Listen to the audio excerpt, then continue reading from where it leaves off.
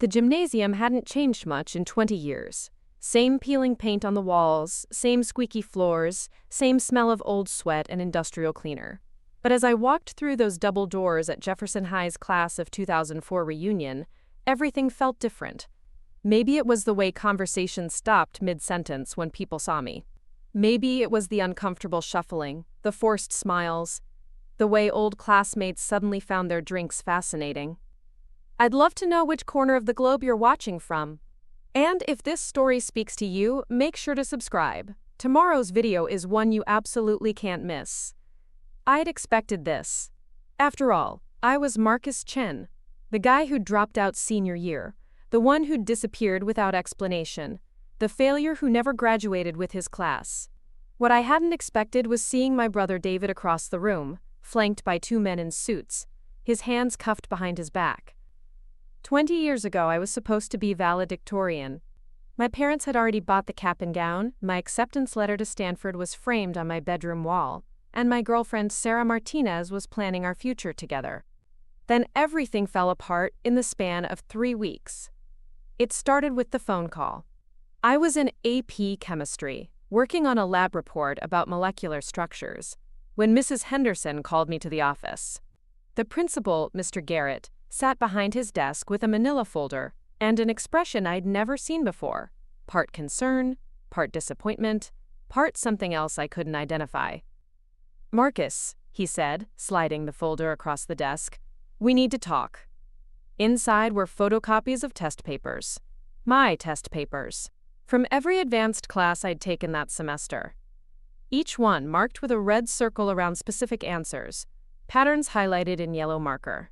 The evidence was undeniable. I'd been cheating, systematically, for months. Except I hadn't. The proof was overwhelming. My handwriting on cheat sheets found in my locker. My student ID used to access the computer lab after hours. Security footage showing someone who looked exactly like me entering restricted areas. Even my best friend Jake Morrison swore he'd seen me copying answers during the midterm exam. "I don't understand," I kept saying, staring at the evidence. "This isn't me, I would never." But Mr. Garrett's mind was made up. The school board had already been notified. Stanford would be contacted. My parents were being called. The scandal would be kept quiet to protect the school's reputation, but my academic career was over. That night I sat in my bedroom looking at the Stanford acceptance letter while my parents argued downstairs. My mother's voice cracked as she spoke to my father in Mandarin, words I'd heard her use only when she was truly devastated. My father's responses were clipped, angry. They'd sacrificed everything for my education, working double shifts, saving every penny, believing their son would be the first in the family to attend an Ivy League school. My younger brother David found me there around midnight. He was only 14 then, all elbows and knees and messy hair. But he had this way of seeing through everyone's facades. "You didn't do it," he said, sitting on the edge of my bed. It wasn't a question. "Doesn't matter what I did or didn't do," I replied, crumpling the letter in my fist. "It's over." David was quiet for a long moment. Then he said something that would haunt me for the next 2 decades. "Maybe it's not about proving you didn't cheat. Maybe it's about proving who you really are." I left Jefferson 3 days later. Not just the school, the entire town. I'd saved enough money from my part-time job at the electronics store to buy a bus ticket to San Diego. I left a note for my parents, apologizing for the shame I'd brought to the family, promising I'd find a way to make things right someday. I told them not to look for me. The first year was brutal. I slept in hostels, worked odd jobs, ate ramen noodles for dinner more nights than I care to remember. But I also started reading everything I could get my hands on. Military history, naval strategy, leadership theory. I spent hours in the public library, studying the same subjects I would have learned at Stanford, teaching myself what I couldn't learn in a classroom. When I turned 19, I walked into a Navy recruitment office. The recruiter, a grizzled chief petty officer named Rodriguez, looked at my dropout status and raised an eyebrow. "No high school diploma?" he asked. "I'll get my GED," I said. "I'll do whatever it takes." Rodriguez studied me for a long moment. "What makes you think you can handle military life, kid?" I thought about David's words, about proving who I really was.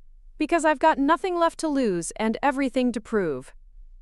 The next 18 years became a blur of training, deployments, and gradually climbing the ranks. I earned my GED, then my bachelor's degree, through military correspondence courses, then my master's. I served in the Gulf, in Afghanistan, in classified operations I still can't discuss.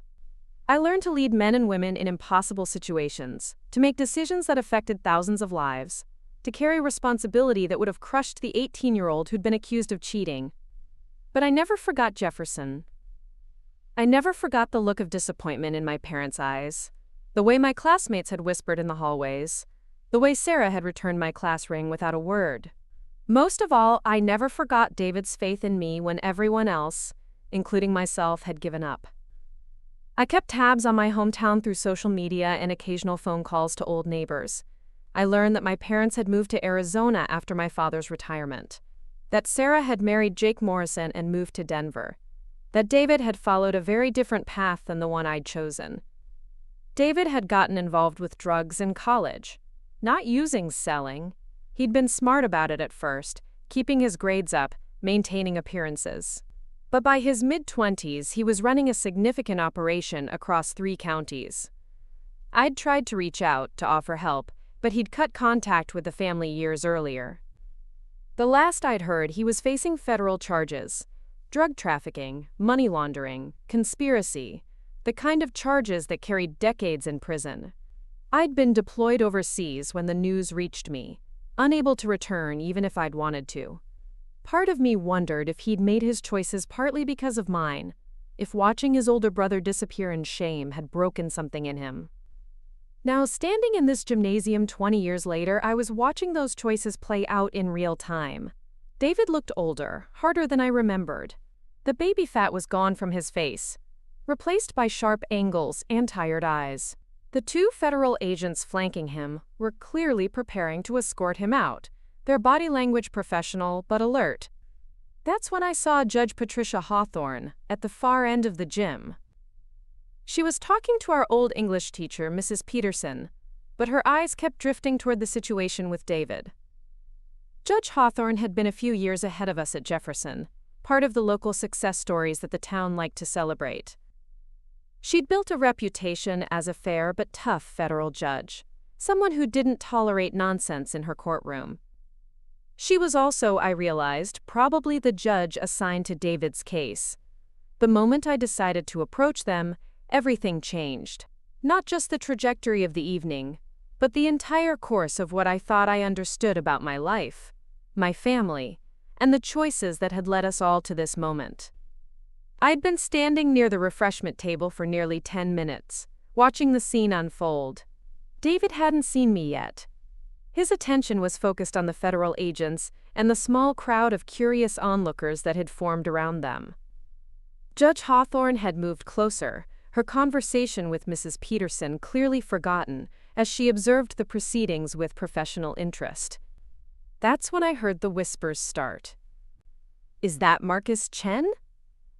The voice belonged to Kelly Williams, who'd been student body president our senior year. She was talking to Tom Bradley, who'd played varsity football and now looked like he'd been playing varsity couch for the past decade.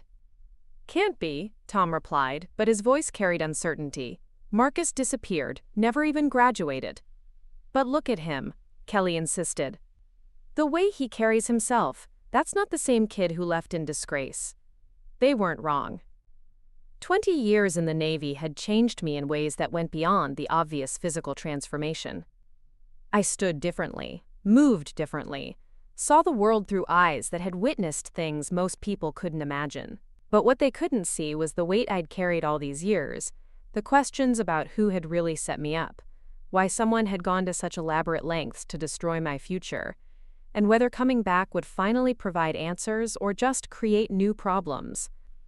I started walking toward David and the agents, my dress shoes clicking against the gymnasium floor. The sound seemed amplified in the suddenly quiet space, each step echoing off the walls like a countdown to something inevitable.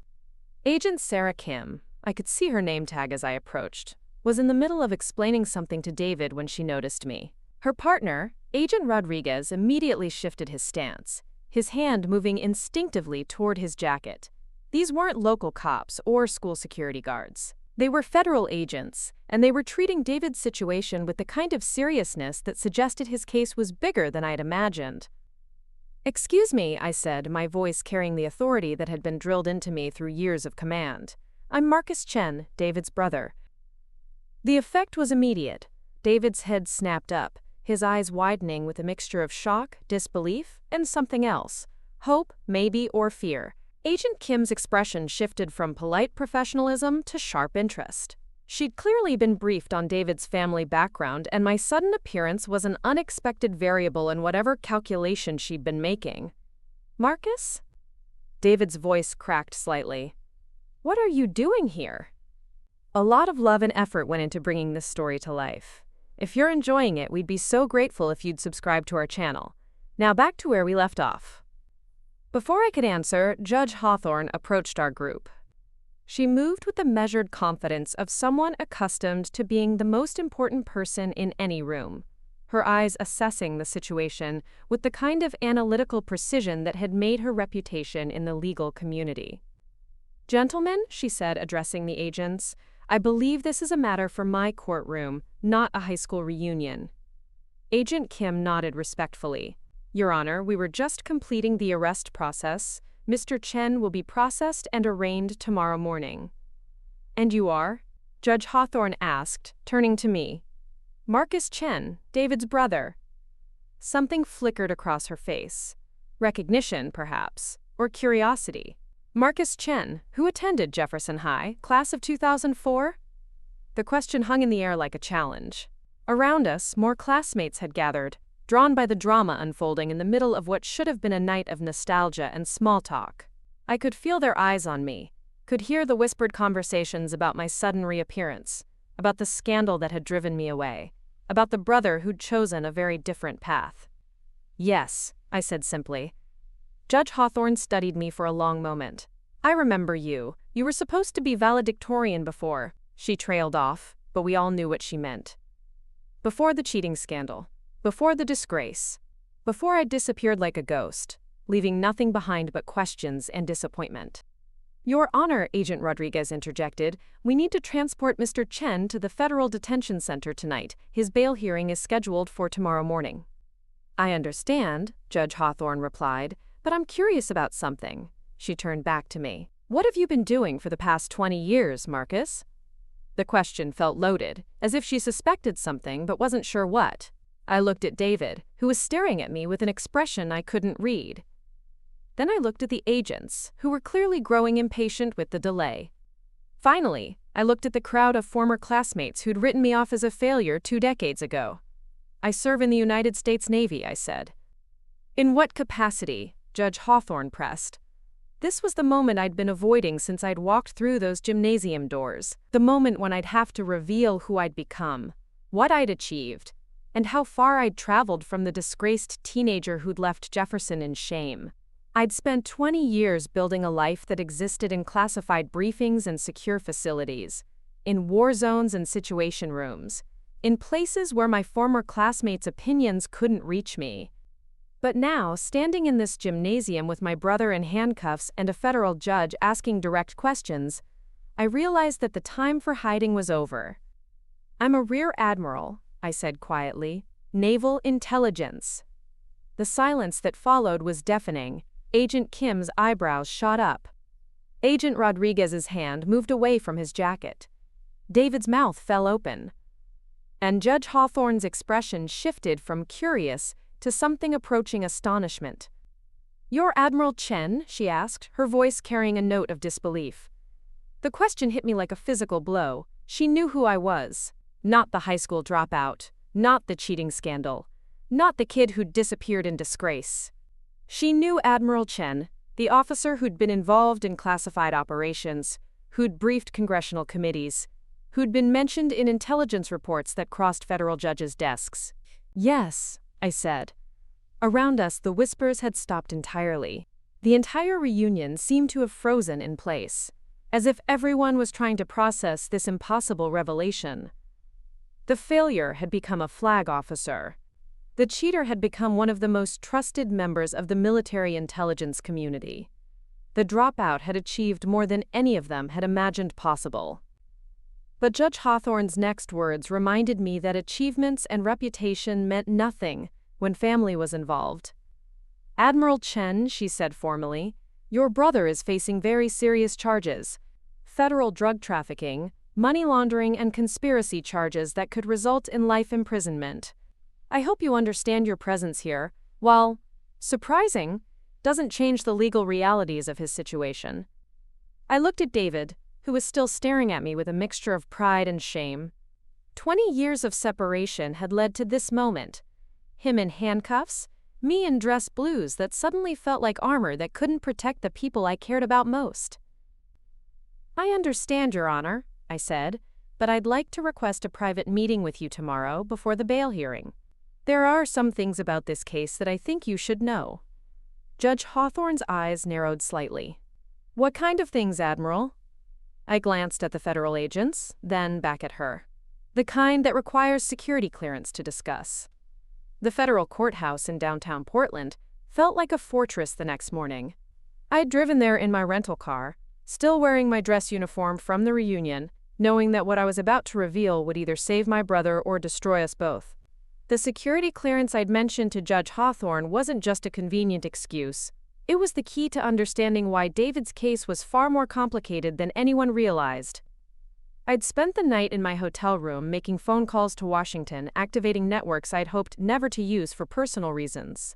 Admiral Patricia Vance, my superior at Naval Intelligence, had been less than thrilled to receive my call at 2 a.m. Eastern Time. "Marcus," she'd said, her voice thick with sleep and irritation, "please tell me you're not calling to request emergency leave to deal with a family crisis." "I wish it were that simple, Admiral," I'd replied. "I need to discuss Operation Nightfall." The silence on the other end had stretched for nearly 30 seconds. Operation Nightfall was classified at the highest levels, known only to a handful of people in the intelligence community. It was also the reason I'd been tracking David's activities for the past 3 years, not as a concerned brother, but as a federal intelligence officer with a very specific mission. "Hold for encrypted line," Admiral Vance had said, and I'd known that my carefully constructed separation between my personal and professional life was about to collapse entirely.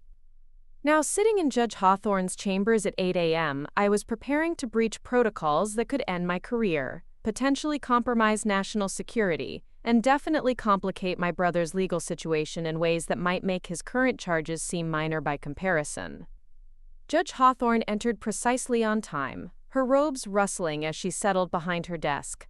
She'd clearly done her homework overnight. There was a thick folder in front of her that I recognized as the kind of background briefing that federal judges received when classified matters intersected with their courtrooms. "Admiral Chen," she said, her tone formal but not unfriendly, "I've received some very interesting phone calls since our conversation last night. It seems your request for a private meeting has generated significant interest in Washington." "I imagine it has, Your Honor." She opened the folder and began reading from what appeared to be a summary sheet. "Rear Admiral Marcus Chen, Naval Intelligence. 20 years of service, including deployments in 7 different theaters of operation. Numerous classified commendations. Current assignment involves counterintelligence operations focused on domestic drug trafficking networks with foreign connections." She looked up. "Specifically Chinese triads operating on the West Coast."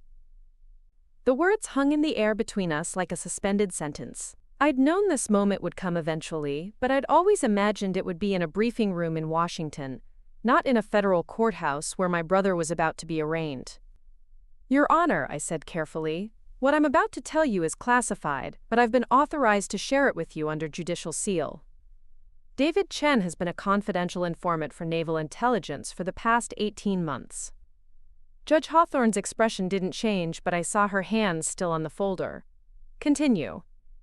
3 years ago, we identified a sophisticated money laundering operation that was moving hundreds of millions of dollars through seemingly legitimate businesses across the Pacific Northwest. The money was flowing from Chinese organized crime syndicates through a network of shell companies and eventually into legitimate investments in American technology companies. I pulled out a sealed envelope that had been delivered to my hotel room at 6 a.m. This contains David's cooperation agreement with Naval Intelligence, signed 18 months ago. Everything he's done since then, every drug transaction, every money movement, every meeting with criminal associates, has been conducted under direct supervision of federal agents. Judge Hawthorne accepted the envelope but didn't open it immediately. You're telling me that your brother's criminal activities have been sanctioned by the federal government?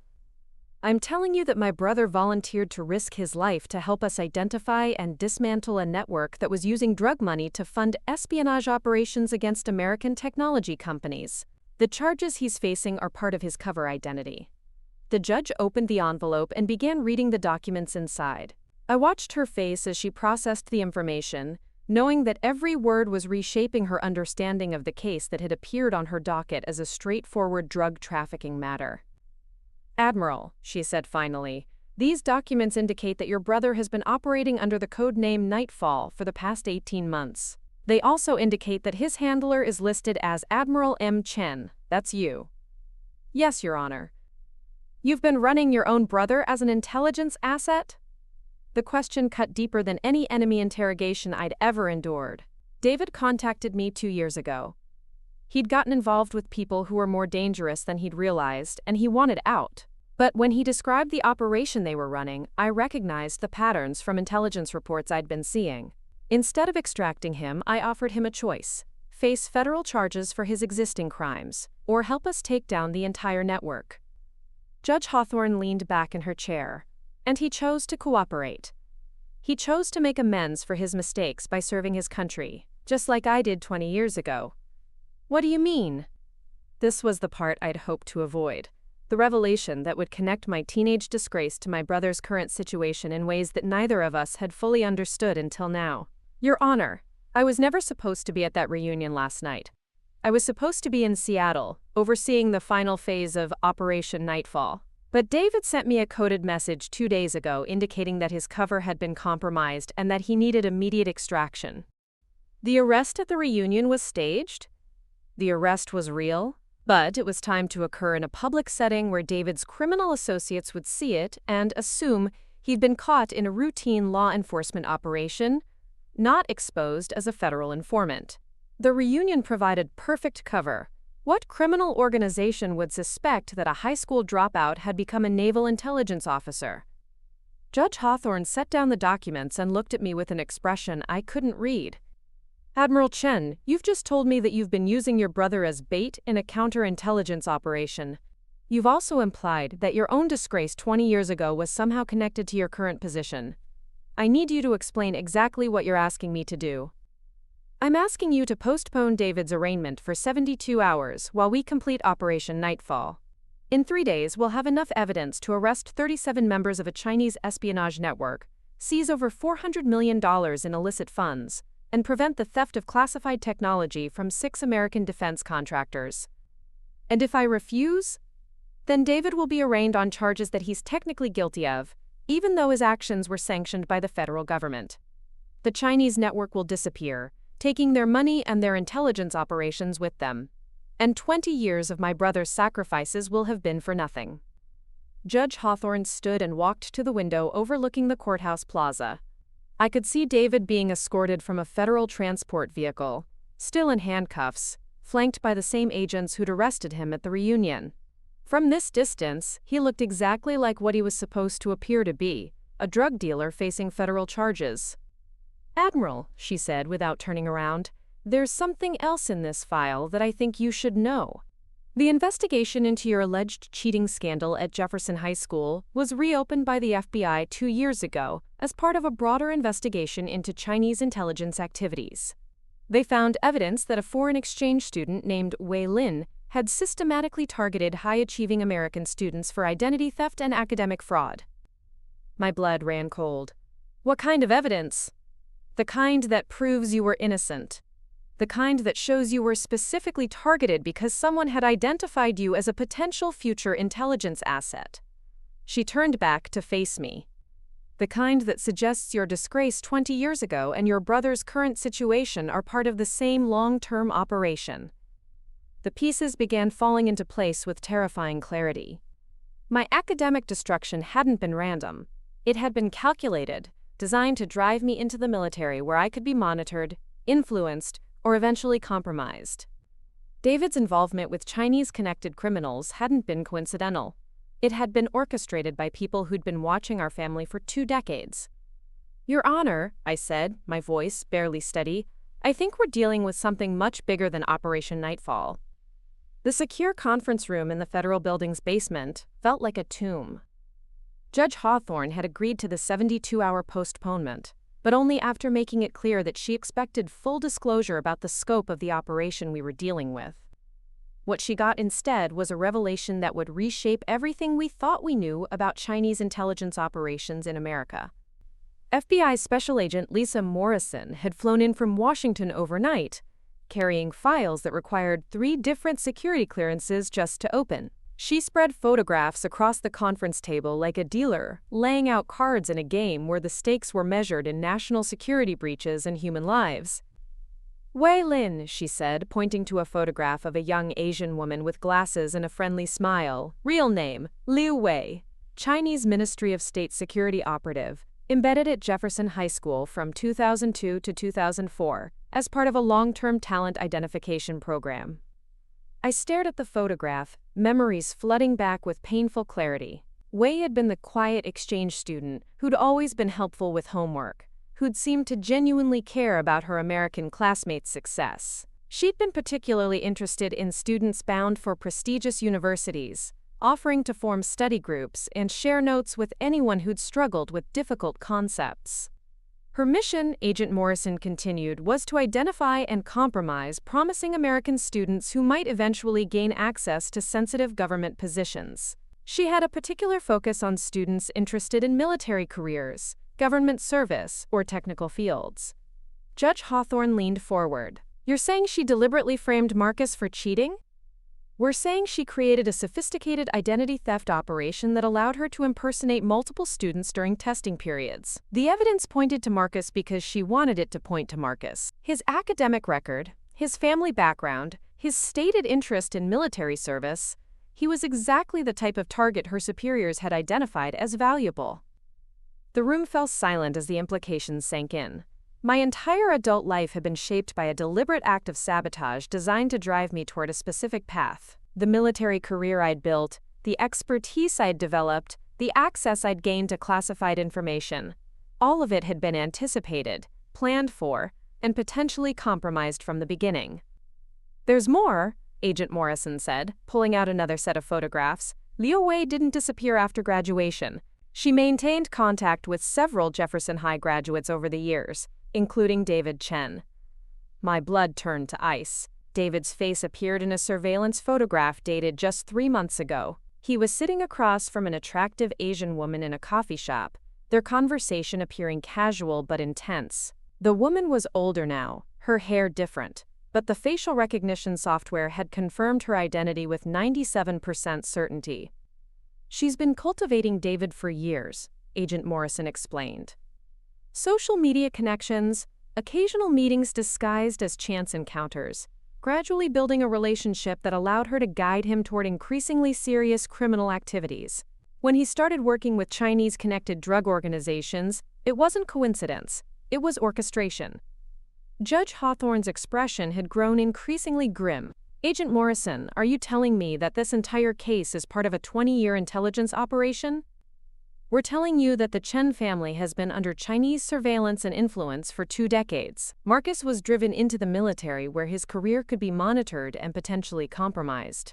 David was guided into criminal activities that would give Chinese intelligence access to American law enforcement methods and drug trafficking networks." I felt like I was drowning in the implications. "What about Operation Nightfall? Was that compromised too?" Agent Morrison exchanged glances with Judge Hawthorne before answering. "Admiral Chen, how much do you know about your brother's initial contact with Chinese criminal organizations?" "He told me he'd gotten involved through a friend from college, someone who'd offered him easy money for minimal risk. The friend was Michael Zhang, a naturalized American citizen who'd been recruited by Chinese intelligence while visiting family in Shanghai. Zhang's job was to identify and recruit American citizens who could be useful to Chinese operations. David wasn't randomly selected. He was specifically targeted because of his relationship to you. The betrayal cut deeper than any physical wound. Not only had my brother been manipulated into criminal activity, but he'd been manipulated specifically to get to me. Every decision I'd made to protect him, every sacrifice I'd made to build a career that could somehow redeem our family's reputation, had been anticipated and exploited by people who'd been watching us since high school. "Sir," Agent Morrison said gently, "we believe David realized what was happening about 6 months ago. The coded message he sent you wasn't just a request for extraction. It was a warning that Lo Wei had re-established direct contact with him and was asking questions about your current assignment." Judge Hawthorne stood and began pacing the small room. "Let me understand this correctly. A Chinese intelligence operation has been manipulating this family for 20 years, using academic fraud to drive one brother into the military and criminal activity to compromise the other. Now they're attempting to use their access to both brothers to penetrate American intelligence operations." "That's correct, Your Honor." "And Operation Nightfall was designed to counter this specific threat?" Agent Morrison nodded. Admiral Chen proposed Operation Nightfall after recognizing the patterns in his brother's case. He realized that David's criminal activities weren't random. They were too sophisticated, too well-connected, and too focused on money laundering techniques that would be useful to foreign intelligence operations. I looked at the photographs scattered across the table, trying to process the enormity of what we were facing. What does this mean for David's charges? "Officially, the charges stand," Agent Morrison said. "David committed federal crimes, even if he was manipulated into committing them. But there are provisions for sentencing reductions based on cooperation with national security investigations." "And unofficially?" Judge Hawthorne answered. "Unofficially, your brother has been fighting a war he didn't even know he was in. The question now is whether we can use what he's learned to strike back." Agent Morrison pulled out a final photograph. It showed Liu Wei entering a high-security building in downtown Seattle, her visitor badge clearly visible. "She's currently working as a consultant for Meridian Technologies, a defense contractor with contracts worth over $2 billion. She has security clearance, access to classified projects, and regular contact with military personnel." "Including personnel who've worked with me," I said, understanding the scope of the operation for the first time. "Including personnel who've worked with you." "She's been building a network of compromised individuals for 20 years, using everything from academic fraud to criminal recruitment to romantic entanglements. The Jefferson High reunion wasn't random. She knew you'd be there. She was planning to re-establish contact." Judge Hawthorne sat back down, her expression grave. "Admiral Chen, I need to ask you a direct question. Given everything you've just learned, are you still willing to proceed with Operation Nightfall?" I thought about David, still sitting in federal custody, still believing that his cooperation with me was part of a straightforward drug trafficking investigation. I thought about Liu Wei, who'd destroyed my teenage life and then spent 20 years positioning herself to exploit the consequences. I thought about the dozens of other American students who'd probably been targeted by similar operations, their lives quietly redirected to serve foreign intelligence interests. "Your Honor," I said, "I'm not just willing to proceed with Operation Nightfall. I want to expand it. We have 72 hours to dismantle not just a Chinese money laundering network, but a decades-long intelligence operation that's been compromising American citizens since they were teenagers." Agent Morrison smiled grimly. "I was hoping you'd say that, because Liu Wei has just requested a meeting with David in federal custody. She's coming to Portland tomorrow, and she has no idea that we've been watching her for the past 6 months." Judge Hawthorne looked at both of us. "Gentlemen, I hope you understand what you're proposing. You're not just going after a criminal organization. You're going after a sophisticated intelligence network that's been operating in America for decades. The risks are enormous." "The risks of doing nothing are worse," I replied. "If we don't stop this now, they'll simply move their operations elsewhere and continue targeting American families. How many other high school students are being set up for academic fraud right now?" How many other promising young Americans are being guided into situations where they can be exploited? Agent Morrison began collecting the photographs. Then we need to move fast. Liu Wei's meeting with David is scheduled for tomorrow afternoon. We'll have one chance to turn this entire operation against them. As we left the secure conference room, I realized that the reunion had been more than just a confrontation with my past. It had been the opening move in a counterintelligence operation that would either vindicate 20 years of manipulation or destroy everything my brother and I had tried to build. The Federal Detention Center's visiting room had been transformed into an elaborate stage for what might be the most important performance of David's life.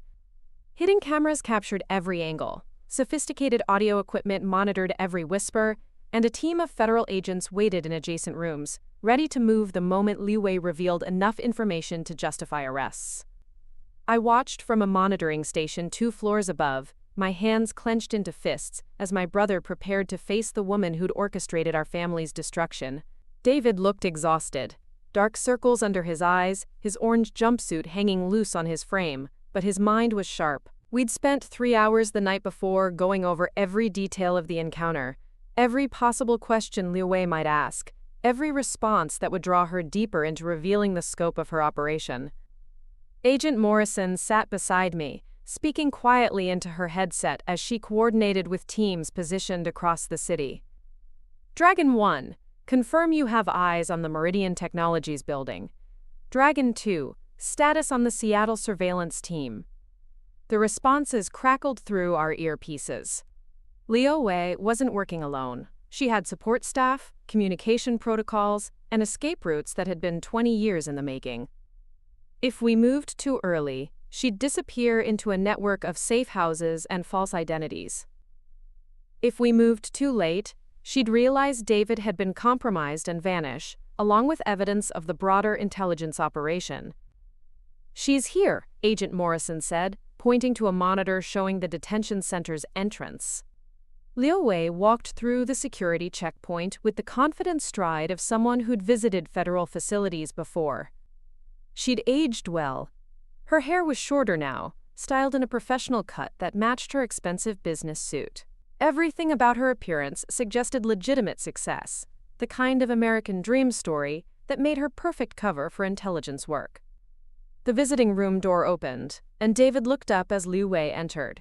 Even through the surveillance cameras, I could see the complex emotions playing across his face: confusion, recognition, and something that might have been relief or dread. He'd known her as Emily Liu, a successful business consultant who'd helped him understand international money transfer protocols. He had no idea he was looking at the architect of his family's 20-year nightmare. "David," she said, settling into the plastic chair across from him. "I'm so sorry to see you in this situation. When I heard about your arrest, I knew I had to come." Her English was flawless, with just the hint of an accent that suggested sophistication rather than foreign origin. Everything about her presentation had been carefully crafted to appeal to American sensibilities: the concerned friend, the successful immigrant, the loyal business partner who'd risk visiting a federal detention center to support someone she cared about. "Emily," David replied, following the script we'd rehearsed. "I don't understand what happened. Everything fell apart so fast." "These things can be complicated," Liu Wei said, leaning forward slightly. "Sometimes people get caught up in situations that are bigger than they realize. Sometimes the best thing to do is cooperate fully with the authorities and hope they understand that you were just following instructions." Agent Morrison's voice came through my earpiece. "She's fishing. She wants to know what he's told us." On the monitor, Liu Wei continued her careful probing. "David, I need you to think carefully about our previous conversations. Did you ever mention our business arrangements to anyone in your family? Your brother, perhaps?" This was the moment we'd been preparing for. David's response would either convince Liu Wei that her operation remained secure or trigger her emergency protocols and send her fleeing back to China. "Marcus?" David said, managing to sound genuinely surprised. "I haven't talked to Marcus in years. Why would you ask about him?" Liu Wei's expression didn't change, but I noticed her hands were still slightly on the table.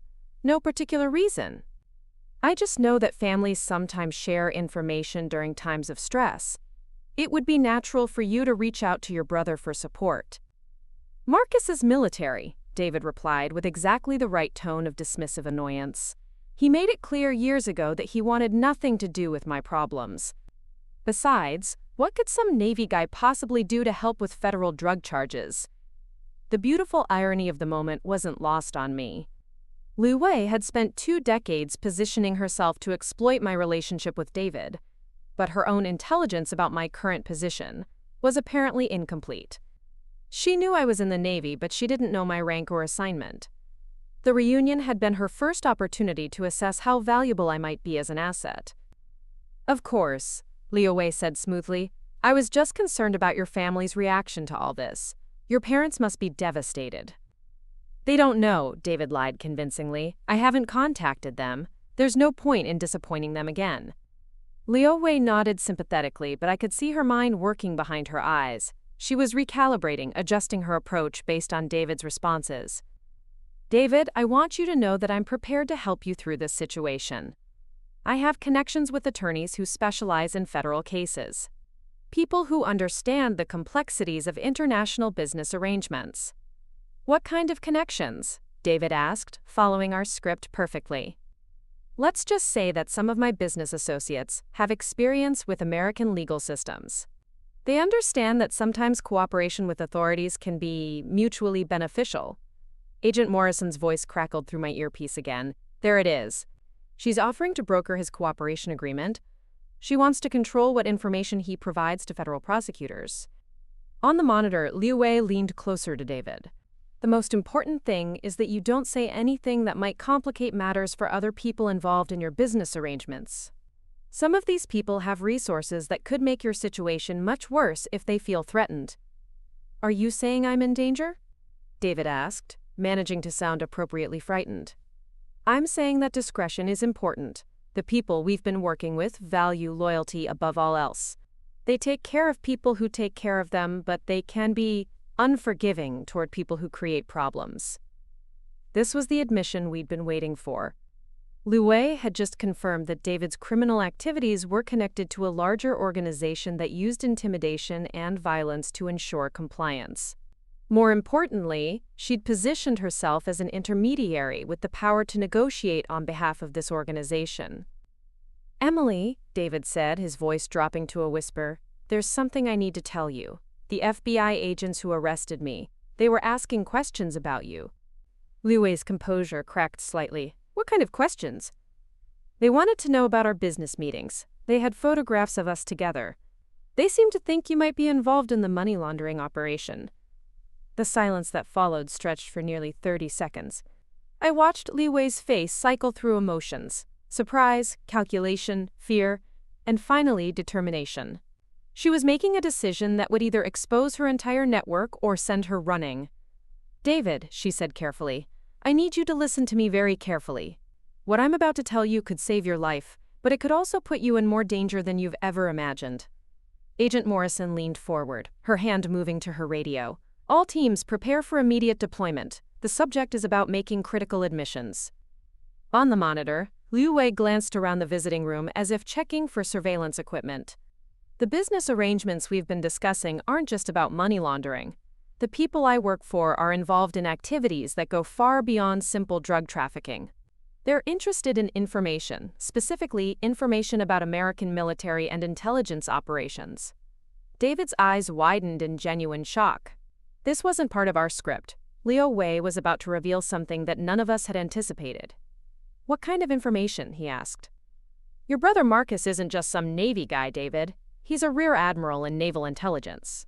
He has access to classified information about American operations in the Pacific, information that certain governments would pay enormous amounts of money to obtain. The room seemed to freeze around me. Liu Wei knew exactly who I was and what my position meant. The reunion hadn't been her first opportunity to assess my value. It had been her first opportunity to make direct contact after years of preparation.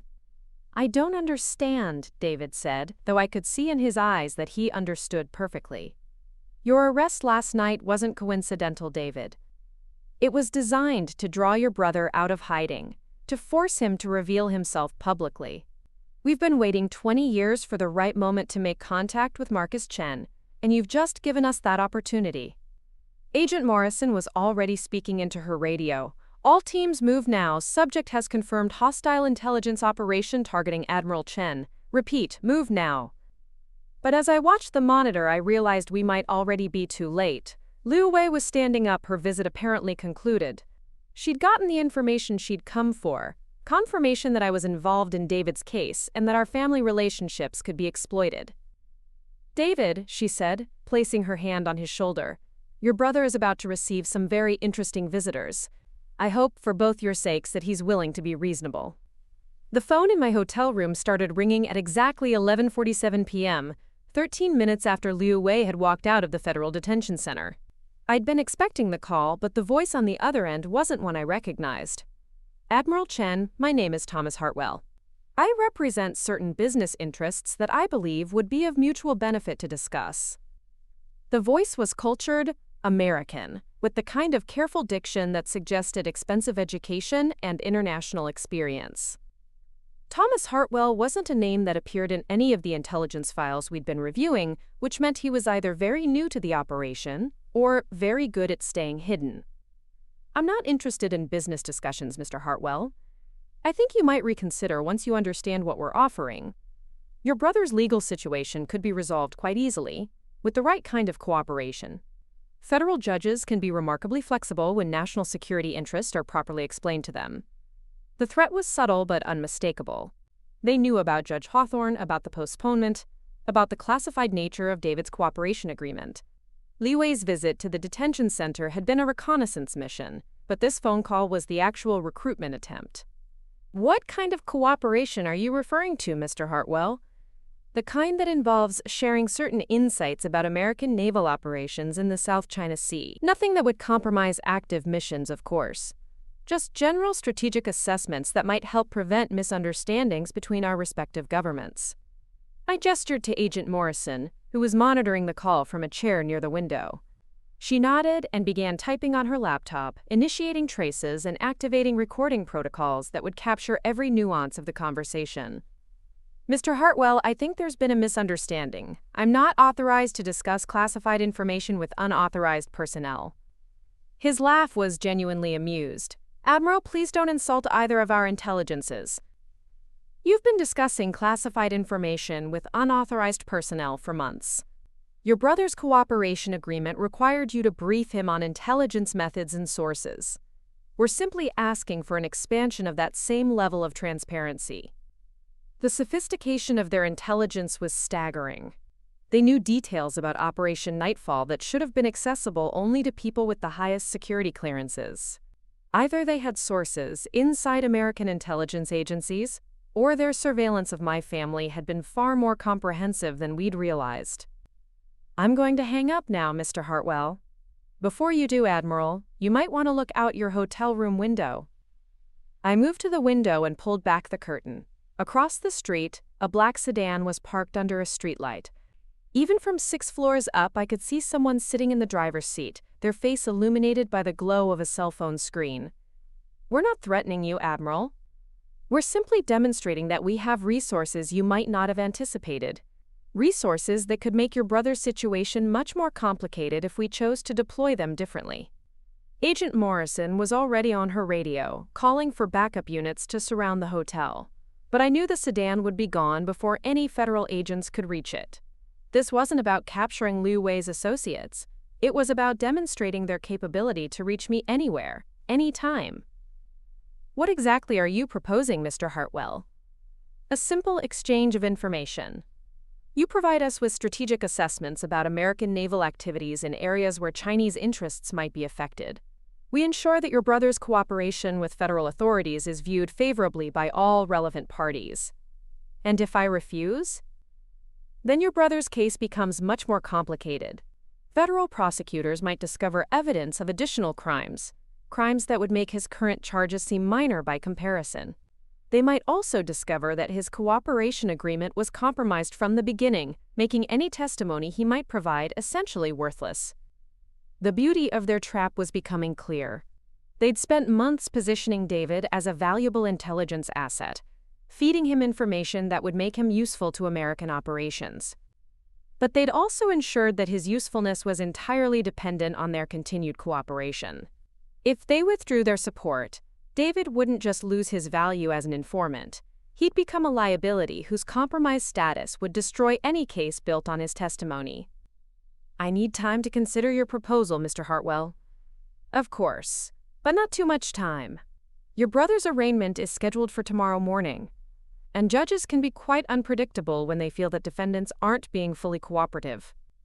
The line went dead, and I set the phone down with hands that were surprisingly steady. Agent Morrison was staring at me with an expression that mixed admiration with concern. "Admiral, please tell me you're not actually considering their offer." "I'm considering how to turn their offer against them," I replied. "They've just made a critical mistake." "What kind of mistake?" I moved away from the window and began pacing the small hotel room. "They've revealed that they have sources inside the federal judiciary. Thomas Hartwell knew about the postponement, about Judge Hawthorne's involvement, about details that were supposed to be known only to a handful of people with security clearances." Agent Morrison's eyes widened as she understood the implications. "You think they have someone inside the federal courthouse?" "I think they have someone with access to judicial communications, yes. And that means we can feed them information that leads them exactly where we want them to go." I picked up the secure phone that connected directly to Agent Morrison's command center. "I need to speak with Judge Hawthorne immediately. Tell her we're ready to proceed with the modified version of Operation Nightfall." "Admiral," Agent Morrison said carefully, "the modified version involves using you as bait in a counterintelligence operation. If something goes wrong, you could face charges for providing classified information to foreign agents." "If something goes wrong, Agent Morrison, we lose the opportunity to dismantle a Chinese intelligence network that's been operating in America for decades. The risk to my career is acceptable." The next morning, I walked into Judge Hawthorne's courtroom wearing my dress uniform and carrying a briefcase that contained some of the most sensitive intelligence documents I'd ever handled. The courtroom was nearly empty. David's arraignment had been scheduled for a closed session due to the classified nature of his cooperation agreement.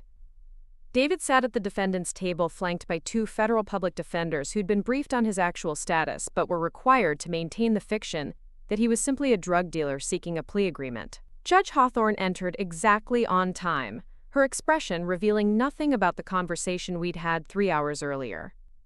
"The court calls the case of United States versus David Chen," she announced. "Before we proceed with the arraignment, I understand there are some matters related to national security that need to be addressed." I stood up from the gallery.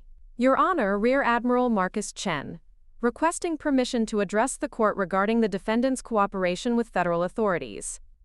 Judge Hawthorne nodded formally. "Permission granted, Admiral." What happened next was carefully choreographed theater, designed to convince any surveillance equipment in the courtroom that I was about to compromise classified information to save my brother. I opened the briefcase and removed documents that appeared to contain sensitive intelligence, but were actually carefully crafted misinformation designed to expose Chinese intelligence priorities. "Your Honor, the defendant has provided information about Chinese money laundering operations that has implications for American naval security in the Pacific. Specifically, intelligence about funding mechanisms for activities near Taiwan and the South China Sea." I could almost feel the invisible audience listening to every word, recording every detail for transmission back to handlers who'd been waiting 20 years for this moment. What they were hearing was exactly what we wanted them to hear, that David's cooperation had produced intelligence about Chinese naval activities, and that I was willing to discuss classified information in open court to protect him. Judge Hawthorne played her part perfectly. "Admiral Chen, are you certain you want to discuss these matters in this forum?" "Your Honor, my brother's life may depend on demonstrating the value of his cooperation. I believe the court needs to understand the full scope of the intelligence he's provided." As I began outlining the fabricated intelligence about Chinese naval movements and American response strategies, I watched David's face carefully. He understood what was happening, understood that his brother was apparently compromising national security to save him.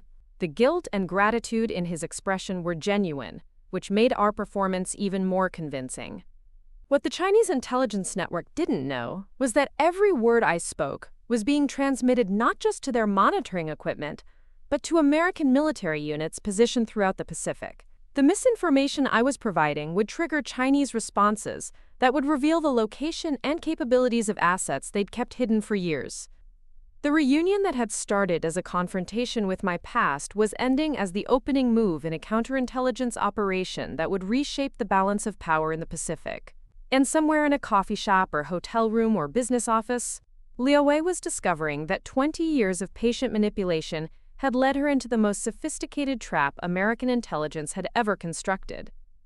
6 months later, I stood in the Rose Garden of the White House, watching President Harrison pin the Distinguished Service Medal on my dress uniform, while cameras captured the moment for posterity. The citation read, "For exceptional meritorious service in the conduct of counterintelligence operations that significantly enhanced American national security." But the full story would remain classified for decades. Operation Nightfall had exceeded every expectation. The misinformation I'd provided in Judge Hawthorne's courtroom had triggered a cascade of Chinese intelligence responses that exposed 37 operatives across 6 countries, dismantled 4 major money laundering networks, and led to the recovery of over $800 million in assets. More importantly, it had revealed the scope of a talent identification program that had been targeting American students for 20 years. Liu Wei had been arrested attempting to board a flight to Shanghai 3 hours after my courtroom performance. The encrypted communications device found in her luggage contained contact information for over 200 American citizens who had been marked for potential recruitment or compromise. Teachers, military officers, government employees, technology workers, all people who'd been identified during their teenage years and carefully guided toward positions where they could be useful to Chinese intelligence. David walked out of federal custody that same afternoon, his charges dismissed in exchange for his continued cooperation with ongoing investigations. The reunion that had threatened to destroy him had instead become the catalyst for his redemption. He'd volunteered to remain undercover for an additional 6 months, helping identify other Americans who'd been targeted by similar operations. But the most satisfying moment came 2 weeks after Liu Wei's arrest, when I received a phone call from Dr. Patricia Vance at Jefferson High School. She'd been hired as the new principal and had discovered something while cleaning out old administrative files. "Admiral Chen," she'd said, "I found the original evidence from your cheating investigation. The handwriting analysis, the security footage, the witness statements, everything that led to your expulsion." "What about it, Dr. Vance?" "It's been falsified, professionally falsified. The handwriting samples were created using tracing techniques that weren't commonly known in 2004. The security footage has been digitally altered in ways that required sophisticated equipment. Someone with serious resources wanted you expelled from Jefferson High." The official exoneration arrived 3 days later. Jefferson High School's Board of Education had issued a formal apology, restored my academic record, and offered to hold a special graduation ceremony 20 years late.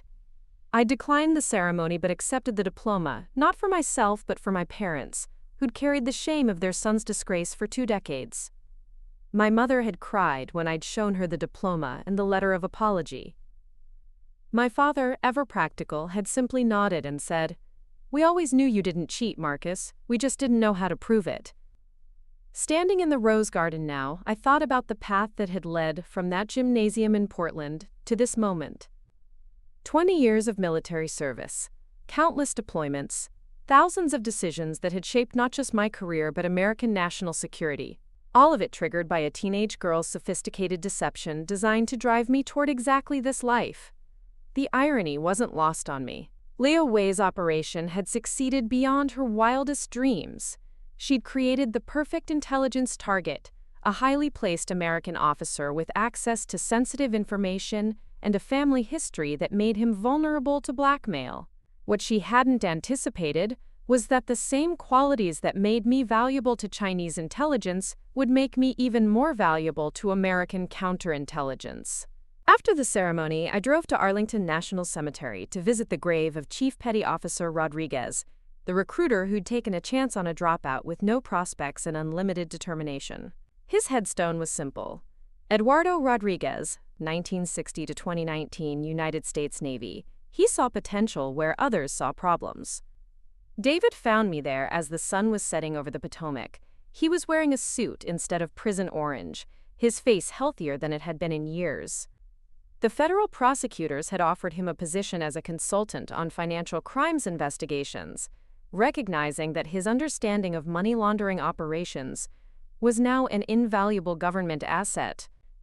"You know," he said, standing beside me in the gathering dusk, "I've been thinking about what you said that night 20 years ago, about proving who we really are." "What about it?" "I think Liu Wei made a mistake when she targeted our family. She assumed that destroying your reputation would make you desperate enough to compromise your principles. She thought that manipulating me into criminal activity would give her leverage over both of us." I looked at my brother, remembering the 14-year-old who'd sat on my bed and declared his faith in my innocence when everyone else had given up on me. What did she miss? She missed the part where the Chen family doesn't break. We bend, we adapt, we disappear for 20 years if we have to. But we don't break. As we walked back toward the parking area, David pulled out his phone and showed me a photograph. It was a group shot from Jefferson High's most recent graduation ceremony, showing a class of bright, ambitious teenagers ready to take on the world. "Dr. Vance sent this to me," he said. "She's implemented new security protocols to protect students from the kind of manipulation we experienced.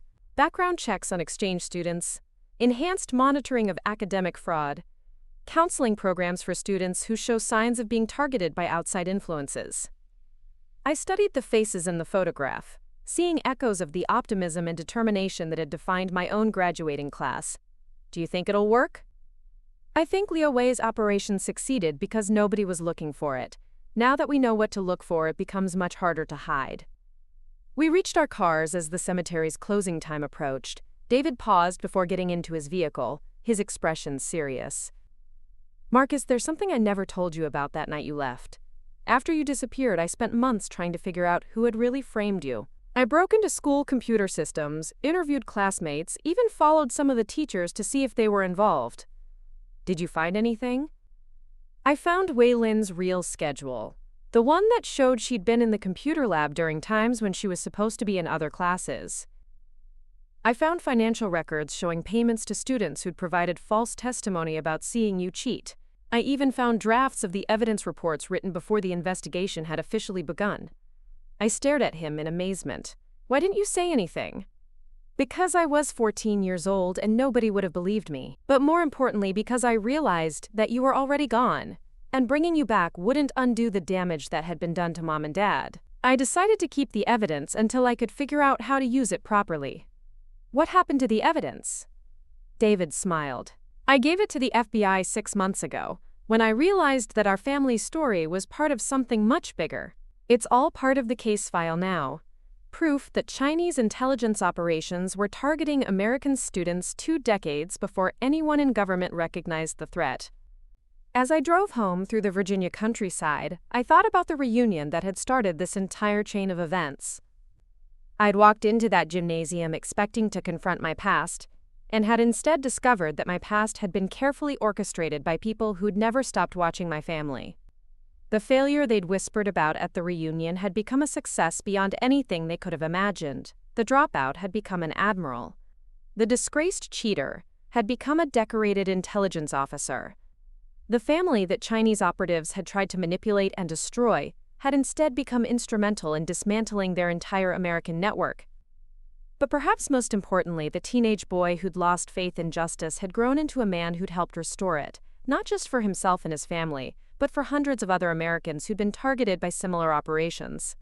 Sometimes the greatest victories come disguised as defeats, and sometimes the most important missions begin in the places where you least expect to find them. For me, it had all started in a high school gymnasium where they said I'd failed, and it had ended in the Rose Garden where the President of the United States said I'd succeeded beyond measure. The reunion was over, but the real work of protecting American students from foreign manipulation was just beginning. Looking for more? We've got 2 amazing stories ready for you right on screen. If this one touched you, these are absolutely worth your time. Click to watch them now. And hey, subscribe and hit that bell to never miss our latest uploads.